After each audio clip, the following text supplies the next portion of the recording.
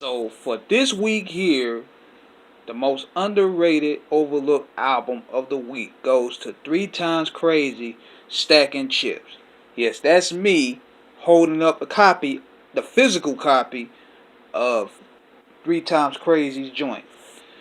And let me tell y'all something. This is a rare joint here. Everywhere you go, you're gonna at least pay at least $70 for this CD. This goes to show you right here, man. You better own those physicals. Because you go to eBay, they charge it $102 just for this album. Then you go to Amazon, they charge it $70 for this album. So if you have a physical, you better keep it. Fine print it, do something with it, but don't, whatever you do, take care of it because physicals are very hard to find these days. And now going into this album here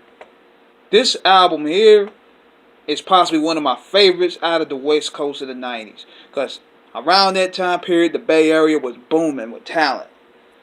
You had E40, you had the Loonies, you had Rapid Forte, Sibo. I'm going all over the spectrum when it comes to the Bay Area. Drew Down, Selly Cell. I mean, the list went on. But see, what made Three Time Crazy so special is that these brothers had a unique style. Keep the Sneak, Angerman, and Bart, aka BA. And you could tell by the first song, the intro, it was crazy. I never heard a beat like that. It went sick enough, and the beat and them niggas just floated through those tracks. Then the song Keep It On The Real, that joint there should have blew them up alone. That should have been a platinum single.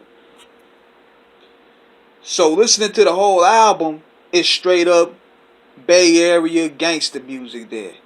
And they also had some dope features up here. You could tell by listening to this album that Yuck Mouth was starting to branch on his own because he has two appearances on here. Pistols Blazing, and I think the other joint they did, I think it's called Them Niggas. Yeah. But my favorite up there was West Coast. The West Coast-ish. That's the best song up there to me because that should have been an anthem for them. And them bringing that Bay Area sound to a national level. And that should have blew them brothers up right there. They used the Guy sample. And they just killed it. Another favorite I have too on that album, Rolling Hundreds with E40. Man, anytime E40 jump on the track, you know he gonna bring a very unorthodox style to the equation. And this track here was no different.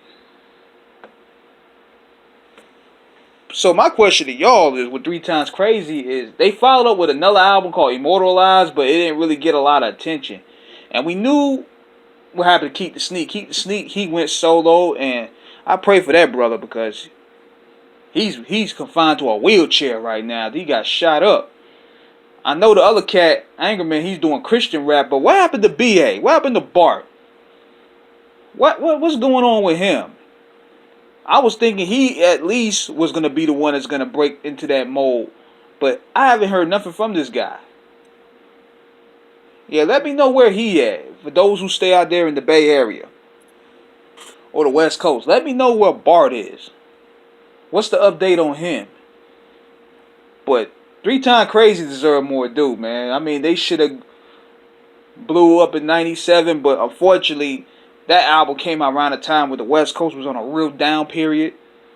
Puffy was all over the videos, dancing with the shiny suit, and this album just became overlooked. So, if you have a copy of this, keep it, because you're not going to find it cheap.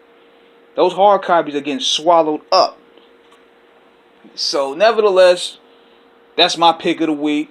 Be sure to subscribe and hit that like button. Check me out Thursday night as we interview Gonzo.